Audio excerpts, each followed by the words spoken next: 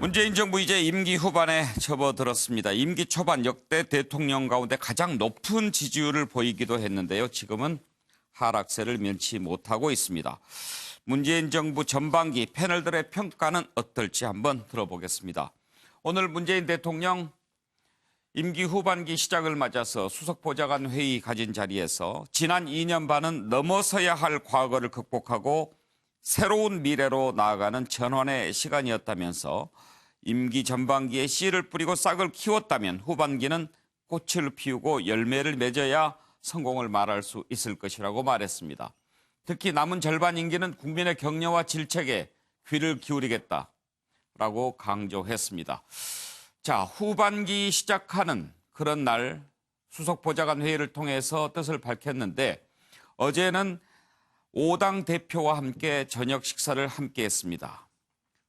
후반기 시작하고 또 전반기 마감하는 날 이렇게 정당 대표들과 함께 만찬을 하는 모습은 일단 평가받을 만합니다. 이 자리에서 여야정 상설협의체 다시 복원하자고 얘기를 했고 모두의 공감대를 이끌어냈습니다. 이 회동 내용은 내일 다시 한번 좀 들어보도록 하겠고요. 어제 이렇게 정당 대표 만나서 대통령 만찬하기 전에 또 새 실장이 기자간담회를 열고 또 전반기 여러 차례 얘기했습니다. 노영민 비서실장, 지난번 국회 때 제일 잘한 것 뭐고 못한 것 뭐냐 질문받았을 때 못한 것 얼른 답변을 못했는데 아픈 건 일자리 문제였다라고 얘기했습니다. 문재인 대통령 오는 19일에는 국민과의 대화를 통해서 자신의 뜻을 국민들 앞에 밝힐 예정입니다. 자, 관련된 녹취 먼저 들어볼까요? 이제 앞으로 남은 절반의 시간이 더욱 중요해졌습니다.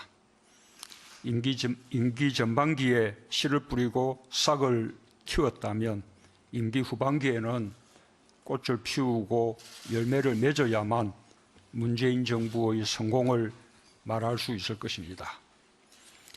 국민이 변화를 확실히 체감할 때까지 정부는 일관성을 갖고 혁신, 포용, 공정, 평화의 길을 흔들림 없이 달려가겠습니다.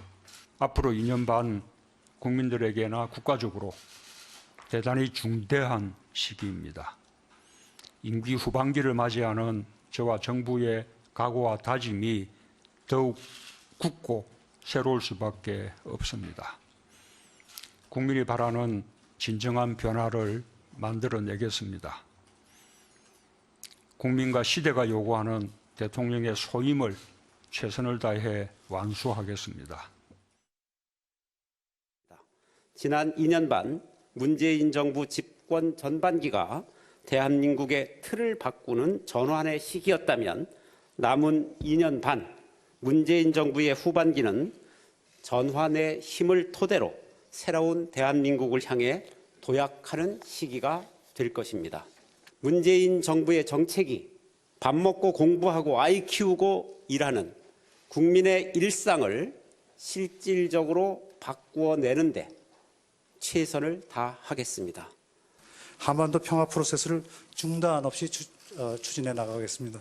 특히 2017년 이전 상황으로의 복귀를 방지하고 비핵화 협상의 조기 실질적 진전을 견인하면서 한미동맹 강화를 통한 연합 방위 태세를 지속적으로 강화하고 문재인 정부는 성과가 확인된 정책은 더욱 강화하고 시장의 수용도를 넘는 정책은 보완하면서 다이내믹 코리아의 부활을 위한 길을 뚜벅뚜벅 걸어가겠습니다. 예, 그러면 문재인 정부 전반기 6분 패널의 평가를 좀 들어볼 텐데요.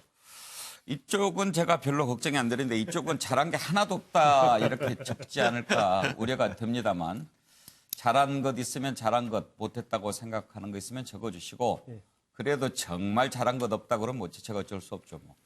정진환 교수부터 한번 평가 들어볼까요? 네, 어쨌든 지난 2년 반 동안 문재인 정부 이제 국정 운영의 전반기를 마친 건데요.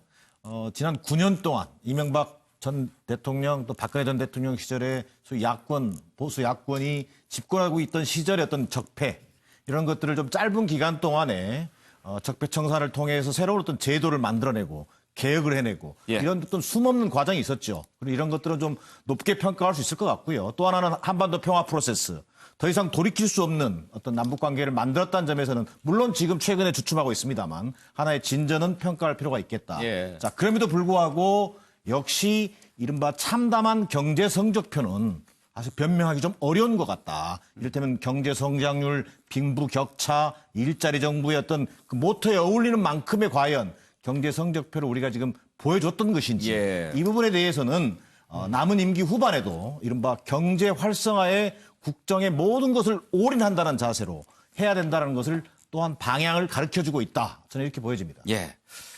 박종희 의원 평가는 어떠신가요?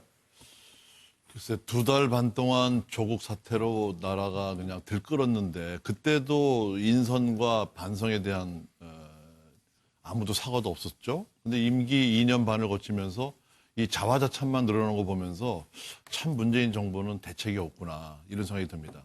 아무리 찾아봐도 잘한 구석을 볼 수가 없어요.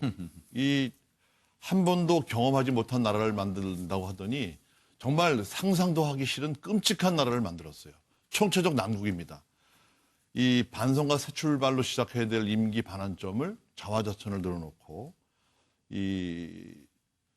우선 이제 경제에 대해서 말씀을 하셨는데 소득 주도 성장이라는 그 정책적인 거로다가 국민들을 실험을 마루타 실험 정도로 만들어서 지금 시중에서 보면 59%가 경제가 잘못되고 있다고 얘기하는데 경제 문제 없다고 얘기를 합니다. 그리고 말이 매일 바뀌어요. 그다음에 외교 어떻습니까? 한일 관계 파탄이죠. 한미 방위 부담금 5배 올려야 된다고 그러죠. 이런 외교적인 참사가 있는데도 외교부 장관 그냥 건재하고 있습니다. 한반도 평화정착 프로세스 잘했다고 얘기를 하죠. 뭐 5번의 정상회담, 남북 북미 정상회담, 뭐 또 대한민국과 북한과의 그 대화. 그런데 남은 거는 제 머릿속에는 삶은 소대가리밖에 없어요. 그러니까 뭘 제대로 한다고 했는데 지금 정체되고 있고 모든 것을 쏟아붓던 남북 관계도 지금 돌아가지 않고 있습니다. 또 사드 문제로 해서 중국과 관계가 개선이 됐습니까? 미국과의 관계, 한일 관계 점점 어려워지고 있습니다. 더군다나 대통령으로서 이 소통과 통합을 강조했던 문재인 대통령이 국민 모두의 대통령이 되겠다 했는데 실제로는 편가르기와 이런 온 나라가 분열로 휩싸였는데 조국 법무부 장관 임명 강행에 대해서 아직도 아무도 사과를 하지 않고 있습니다. 박 의원께 시간을 더 드리면 편파 진행이 될 것 같습니다. 그래서 제가 잠깐만 더 짧게 해주십시오. 짧게 하겠습니다. 네. 그리고 이제 조국 사태 이후에 출구 전략으로 들고 나온 게 자사고 폐지라든가 대입 정시 확대 이런 것들인데 이런 것들이 보면은 문재인 정부가 문제 해결자가 아닌 문제의 생산자로 전락이 됐다. 그래서 남은 2년 반도 너무너무 걱정이 많이 돼서 그냥 뭐 좀 잘하려고 하지 말고 알겠습니다. 이 지금까지 펴왔던 정책 중에서 잘못된 것을 빨리 궤도 수정을 하는 예. 이런 대전환이 필요한 시기다 이렇게 봅니다. 자유한국당도 오늘 낙제점을 줬던데 정말 아무리 찾아봐도 안 보이던가요? 아무리 찾아봐도 그래요? 없습니다. 예. 노영희 변호사 평가를 한번 들어볼까요? 오늘 그 의원식 전 원내대표가 민주당 원내대표가 전 원내대표죠. 방송에 나오셔가지고 반환점을 좀 문재인 정부에 대한 평가를 해달라 그랬더니 80점을 주셨단 말이죠. 80점. 네. 예. 그러면서 이제 무엇을 잘했고 무엇을 못했냐 이제 여쭤봤더니 경제는 생각보다 기대보다 사실 점수가 좀 좋지 못했으나 안보 그리고 또 복지 이제 이런 종류 여러 가지 것들은 생각보다 잘 되었다라고 얘기를 하셨습니다. 생각보다라는 표현인데 제가 쓴 거기 때문에 그건 정확하지 않습니다. 근데 어쨌든 간에 그래서 이제 80점이라고 하는 거는 제가 그랬습니다. 생각보다 이렇게 높게 안 주셨네요. 그랬더니 8점은 되게 원래 후한 점수다 이렇게 얘기를 하셨는데요. 저는 그래서 이게 아직 중간 평가이기 때문에 사실은 뭐 어떻게 평가를 지금 당장 내리긴 곤란하지만 어쨌든 나아가고 있는 중이다라고는 말을 할 수 있지 않을까 생각이 들고 그런데 경제 부분에 있어서는 아직까지는 국민들의 눈높이 좀 못 미치는 건 확실한 것 같다 이런 얘기를 할 수 있을 것 같아요. 근데 저는 그거보다도 오늘 나오지 않은 얘기 중에 하나가 이거였습니다. 소통 그리고 협치 문제였거든요. 원래 대통령이 기본적으로 제일 잘할 거라고 생각했던 부분이 이제 소통과 협치였는데 그 소통과 협치가 결과적으로는 잘 이루어지지 않았어요. 근데 저는 그것이 오로지 문재인 정부의 잘못이라고 뭐 여당의 잘못이라고 보기는 좀 곤란하지 않을까. 왜냐하면 야당 입장에서도 이제 처음부터 여러 가지 협조하지 않은 부분들이 조금 있기 때문에 현실적으로는 그런 여러 가지 것들을 종합적으로 평가해 봤을 땐 많이 힘든 상황이었겠지만 어쨌든 그 부분이 조금 제 기대보다는 좀 미치지 못했다. 그리고 예. 또 하나는 지지율 문제를 사람들이 얘기를 하고 있는데 사실 지지율이 처음에 너무 높았기 때문에 지금 이제 많이 꺾인 것처럼 내려가긴 했지만 또 역대 다른 대통령들의 그 중간 평가와 관련된 지지를 보게 되면은 그때보다는 높다라고 또 그렇게 얘기를 하더라고요. 예. 그래서 이런 여러 가지 것들을 봤을 때는 일단은 조금 더 지켜봐야 되긴 하겠지만은 그래도 문재인 정부 입장에서는 아쉬운 점 빼놓고 나머지 것들에 대해서는 예. 괜찮다고 하지 않을까 싶습니다. 예. 노영희 변호사도 시사 프로 진행하시는데 야당 의원 연결할 때도 한번 물어봐 주세요. 몇 점이나 그럼요. 주는지. 예. 80점. 이경환 부대변인은. 예.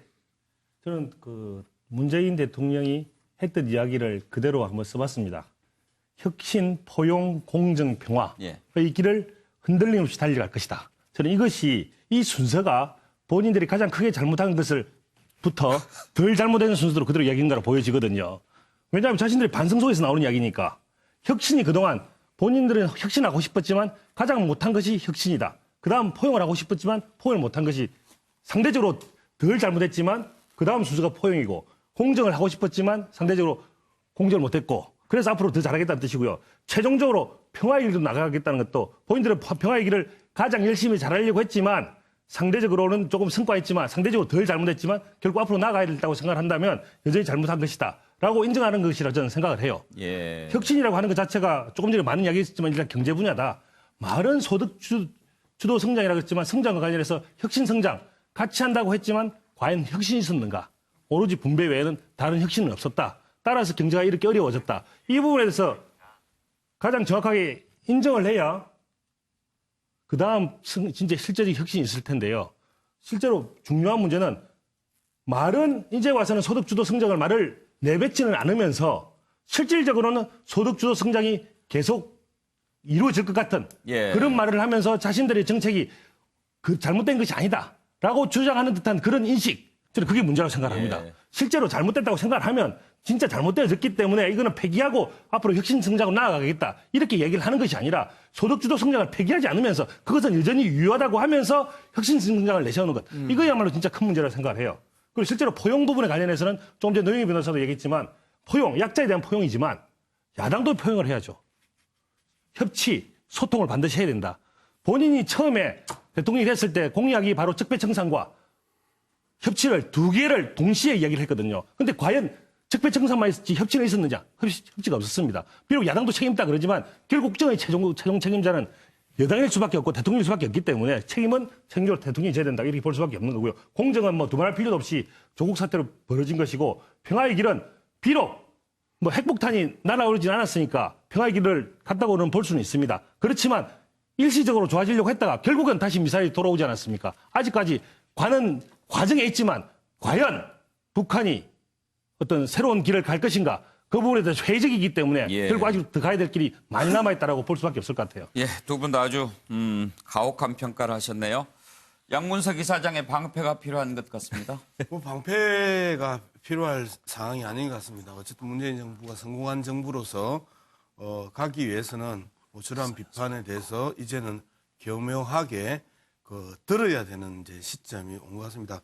뭐 이경환 변호사 이야기했던 혁신, 포용, 공정, 평화의 순서에 대한 부분도 실질적으로 상당히 순서대로 잘 정리했던 것 같아요. 근데 혁신에 대한 부분은 사실상 경제의 문제인데 경제와 관련된 혁신에 대한 문제가 소득 주도 성장이 최저임금제나 52시간 근로제 요구만 있다고 생각을 이제 하면서 계속해서 이 부분에 대해서 실패했다고 이야기하는데 이게 소득 주도 성장에 대해서는 한 24가지의 기본적인 하위 유목들이 있습니다. 그 하위 유목 중에 2개가 말 그대로 최저임금과 52시간 근로제이고 그리고 실질적으로 구체적인 성과들이 이제는 지난 이 7월 8월 달 데이터들이 나오면서 변화하고 있고 그리고 이제 실질적인 효과들이 나오기 시작했는데 그 부분에서는 아직까지 이제 체크가 안 된 것 같고요. 예. 그다음에 포용에 대한 문제 역시 마찬가지입니다.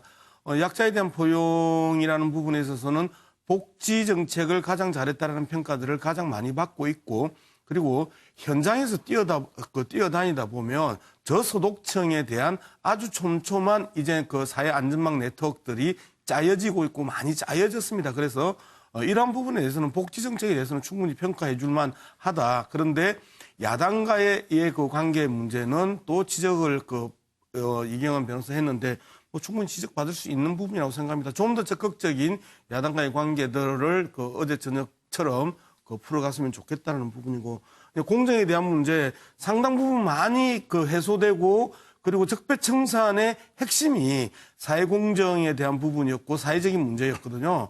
그 사회 분야에 있어서 공정이 엄청나게 진화됐음에도 불구하고 조국 사태를 통해서 상당 부분 문재인 대통령의 문재인 정부의 공정의 노력들이 제도적으로 많이 정착되고 현실화됐음에도 불구하고 조국 사태와 겹쳐지면서 이 부분들이 많이 훼손된 것 아닌가. 예. 마지막으로 평화에 대한 문제는요. 잘한 것, 잘못한 것 이것만 따져보면 초반에 정말 남북관계 좋았죠. 그리고 이제 또 못한 것이 돼버렸습니다. 현실적으로 명확한 파트너가 있고 대통령의 의지와 대통령의 정책만으로 어떻게 할 수 없는 부분이 남북관계라면 초반에 남북 정상의 이 편안한 만남 그리고 열띤 토론 이러한 것들이 북미 관계의 또 이 교착 상태로 인해 가지고 잘 풀리지 않는 것 이후에 잘할 수 있는 아주 잘할 수 있는 영역 또한 남북 관계 아닌가 그렇게 생각을 합니다. 공격과 비난 이 부분 또한 현 정부가 담대히 받아들여야 되고 겸허히 기울여야 되는 시점입니다. 예. 자, 최진영 변호사 평가는요? 그렇습니다. 연말이면 항상 그의 키워드가 나옵니다. 문재인 정부의 국정 반환점을 도는 키워드는 용두삼이 저는 그렇게 생각합니다. 사실 이게 나라냐라는 의문에서 탄핵 절차를 거쳤고 어떻게 보면 주류 세력 교체 뭐 이런 것을 들고 나왔습니다만 반환점을 도는 이 시점에서 많은 국민들은 이것도 나라냐라고 지금 많은 평가를 하고 있습니다. 사실 앞에서 다 말씀하셨습니다. 대북 관계에 있어서 처음에 정말 평화가 없구나. 정말 정말 우리나라의 어떤 평화가 완전히 정착되는 것 같이 얘기했습니다만 현재는 어떻죠?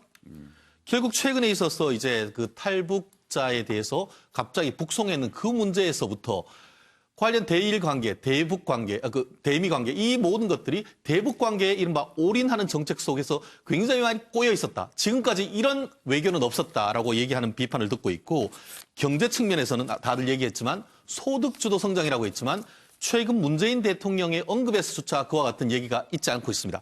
소득주도도 좋은데 성장이 전혀 없습니다. 결국 최근에 있어서는 이것을 세금주도 성장이라고 하죠.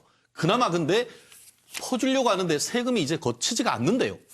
어떻게 이제 그렇다고 하면은 성장을 할 수 있는가에 대한 방점을 둬야 되는데 그에 대한 어떤 정책적 전환에 대한 아무런 어떤 자기 고백과 그에 따르는 정책 전환의 노력이 보이지 않는다는 점에서 과연 반환점을 돕는 시점에서도 어떤 성과를 낼 수 있을지에 대해서 많은 국민들이 걱정한다는 점.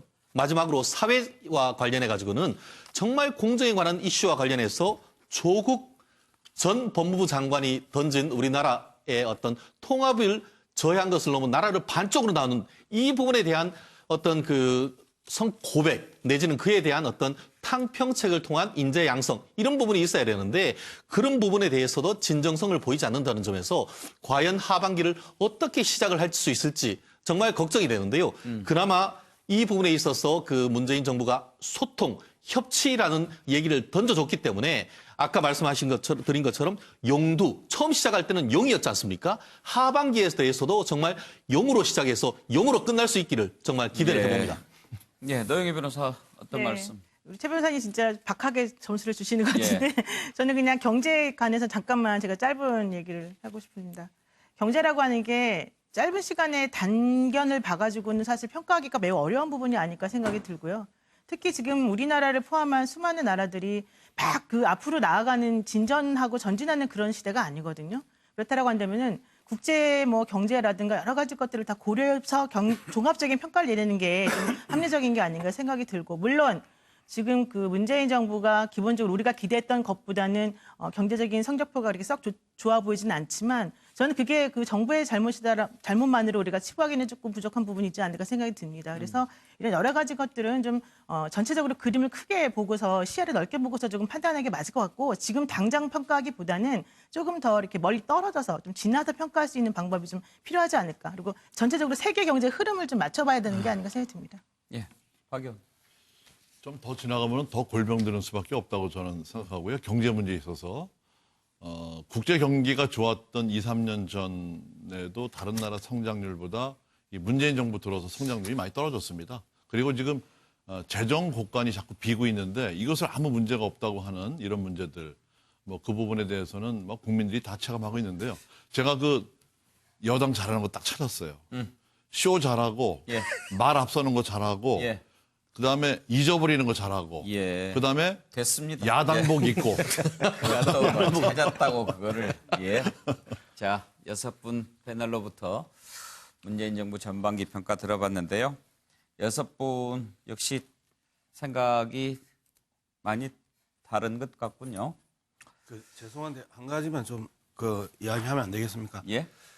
진지하게 2년 6개월을 평가를 했습니다. 그리고 진지하게 들었고, 그리고 실제 지금보다 좀 더 나아져야 되는 대한민국이어야 하고, 그리고 우리가 평가를 할 때 조롱하는 부분들도 주제에 맞춰서 난 조롱을 했으면 좋겠습니다.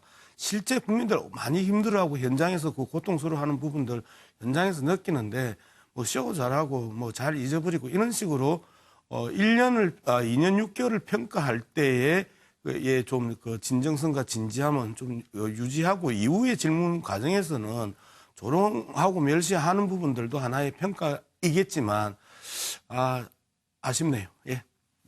아니 오늘 굉장히 진지한 얼굴 하면서 제가 좀 오랜만에 웃으면서 얘기했더니 그걸 조롱이라고 말씀하시는데 그러면 조롱이라고 꼭 그걸 받아들입니까? 그런 비판이 있다는 것을 진지하게 받아들이면 안 됩니까? 예, 넘어갑시다. 예.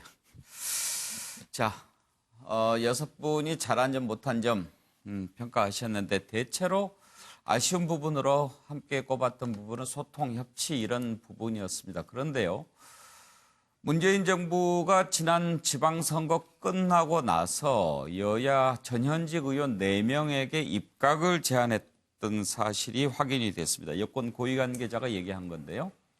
정기랑 교수 지금 확인이 됐는데 바른미래당의 김성식 의원 그리고 또 고용노동부 장관에는 새누리당 이종훈 전 의원 이렇게 제안을 했다고 그러고요. 중국 대사 제안을 야당 전 의원 했는데 저 이제 고 정두원 의원 얘기죠. 그렇습니다. 그렇게 많이 했었는데 이런 것에 대해서는 어떤 생각을 하는지 한번 관련된 독촉 한번 듣고 얘기를 좀 해보죠. 네. 최근에 노영민 실장 만나셨어요? 청와대 노영민 비서실장? 글쎄요. 아니라고는 안 하시네요. 노영민 주중대사 후임으로 정두원 전 의원이 제안을 받았었다. 네. 라는 보도가 있더라고요. 예. 맞습니까?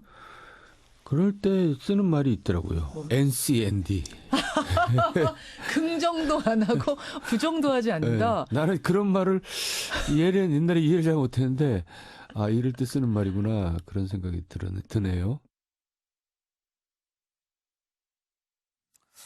예, 정기남 소장. 정두원 전 의원 육성을 들으니까 좀 마음이 짠하네요. 네, 그렇습니다. 좀 이게 지금 살아계셨다면 또 한참 지금 정치권이 요동치는 시기잖아요. 상당히 중요한 역할을 했을 수 있을 텐데 그런 부분에 좀 많이 아쉬움이 있고요. 앞서 나온 여러 의원들이 나왔습니다만 또 환경부 장관 같은 경우는 박선숙 전 의원을 현 의원이죠. 염두에 뒀다 뭐 이런 얘기들이 있는데 저는 이제 기본적으로 지방선거 압승 이후에 문재인 대통령과 지금의 정부 여당이 이를테면 박근혜 탄핵을 묶는 이른바 연정구상 차원에서 이걸 시도했을 수 있겠다라는 생각이고요. 저는 이런 시도 자체는 뭐 바람직하다고 생각합니다. 그럼에도 불구하고 저는 좀 하나 빠진 게 있다. 뭐 이게 자칫요. 지금까지 타당의 의원을 장관이나 이렇게 모셔간다. 뭐 탕평인사 차원이다. 뭐 이런 얘기를 하는데 이게 자칫 의원 빼가기 수준으로 많이 비춰지고 당에 소속돼 있기 때문에 사실은 마음은 있으나 함께할 수 없는 경우가 대부분이거든요. 그러다 보니까 제가 볼 때는 뭐가 하나 빠졌냐고 한다면 이를테면 소통과 협치의 정치라고 하는 것이 좀 제도화돼 있어야 된다. 일상화돼 있어야 된다. 그것이 전제될 때만이 소위 이른바 야당의 의원도 또 참여할 수 있는 것이고, 근데 그런 어떤 일상화된 소통과 협치의 정치가 없다 보니까 현실화되기는 좀 어려웠던 것 같다. 예. 실제로 뭐 지금도 오늘 또 청와대 관계자들은 뭐 희망의 끈을 놓지 않겠다. 지금 이런 얘기가 중요하지 않다. 결국은 이른바 다수파 연합, 이를테면 패스트트랙을 통과시키기 위한 다수파 연합을 한다든지 이런 것들 속에서 장관이든 차관이든 인사가 탕평이 된다면 좀 더 현실성이 높아질 거로 저는 보여집니다. 박영 보시기는 어때요? 만약에 받아들였으면 어떻게 됐을까요? 이걸 고사한 의원들은 이제 일회용으로 생각을 했던 것 같아요. 어떤 정책연대라든가 예. 이런 식으로 해서 끈끈하게 당대당으로 갔어야 되는데 이게 이제 탄핵 국면에서 탄핵연대 비슷하게 돼버리고 지금 거론되는 면면이 굉장히 진보적인 생각을 가지고 있고 이 노동부 장관 거론됐던 그 이정훈 의원 같은 경우에도 이제 노동경제학을 했던 분이란 말이죠. 그리고 이제 환경부 장관에 거론됐던 박선숙 의원, 그분 같은 경우에는 저희 초등학교 동창입니다. 아, 그렇습니까? 환경부 차관 경험이 있고 예. 또 구민주계에 또 신망이 있고 또 정도원 의원이 뭐 다 잘 아시고 계신데요. 과거에 이제 노무현 정부 때 한나라당과 대연정을 제안했던 경우가 있었는데 그것은 하나의 이제 정치적인 수사로 끝났고 김대중 시절에 이제 DJP 연합해서 자민련과 함께 사실은 그때는 어느 정도 내각제와 관련된 정책적인 합의가 좀 있었던 거거든요. 예. 근데 이번에 이제 제안했던 4명의 의원 같은 경우에는 전현직 의원 같은 경우에는 그런 것보다는 일회성의 어떤 위기 탈출 국면 혹은 그렇게 봤을 탄핵이라는 명확한 목표가 있는 해서 이제 들어갔을 경우에 정치적으로 이용만 당하고 또 어떤 그것이 한국 정치 발전에 도움이 안 된다 이렇게 판단을 해서 고소했던 것으로 이렇게 알고 있습니다. 예, 노영희 변호사. 저는 좀 안타까운 게 그 입각 제의를 받으셨던 네 분이 만약에 그걸 받아들이셨다면 조금 지금의 지형이 달라지지 않았을까 생각이 조금 들고요. 특히 이제 정두환 전 의원 같은 경우에는 그걸 받아들이셨으면 오히려 더 좀 좋지 않았을까 개인적으로 생각을 해봅니다. 예. 글쎄요. 저 현실적으로 야당 의원, 전 야당 의원 맞지만 무늬만 야당 아닌가요?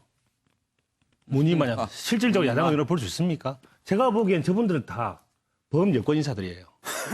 실질적으로 여당 인사들과 생각과 크게 다르지 않는 약간의 뭐 생각이 조금씩 다른. 이종훈 전 의원도 있잖아요. 이종훈 전 의원은 저 개인적으로 잘 모르겠습니다. 그래서 제가 노동경제를 했다고 하니 그리고 제가 말하는 협치나 적어도 연정 수준까지 가려면 적어도 그런 세력들하고 어떤 교감하에서 사고가 비슷한 속에서 서로 받아들이는 게 있어야 되는데 정권도 나눠주는 것도 아니고 그냥 일부 자기가 유사한 생각을 가진 야당 인사를 끌어들이는 것이 과연 협치냐, 과연 연정이냐 저는 그래 보지 않습니다. 저런 것들은 조금 전에 이야기했던 뭐 탄핵 연대 이런 것도 아닙니다. 그냥 자기가 유사한 생각을 그냥 문의가 야당 인사니 그냥 끼워 넣기에 불과하다. 그래요? 저는 그래 봅니다. 그렇기 때문에 본인들도 거부했다라고 저는 그래 봅니다. 지금 현재 대통령제 하에서 아직 그런 게 활발하게 이루어지기에는 조금 시기상조가 아닌가 그런 생각도 듭니다.